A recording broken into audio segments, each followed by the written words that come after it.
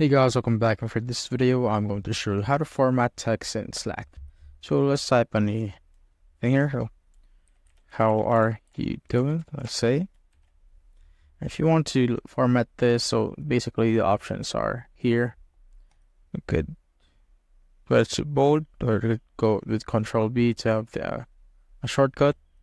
And for the italic, you would go Control then I. And for the strike through, just need to click on Control Shift X. And of course, you could do it all together just like that. And if you want to add the hyperlink, just need to click on this one, and you could change the text to your liking and put the link. Let's say you'd go to they say this one, then you're gonna click on put the link there and just click on save. And next you could go do this also. So if you want to add a new line, just click on Shift Enter and it automatically sets it to number 2 and so on and so forth. So let's take this to type again, something like that. Of course, there's also an indent bullet, same as this one. So just like that.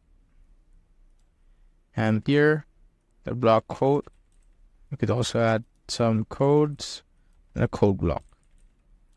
And that's it, guys. If you have found this video helpful, simply leave a like below or subscribe because it helps reach more people. See you on the next one.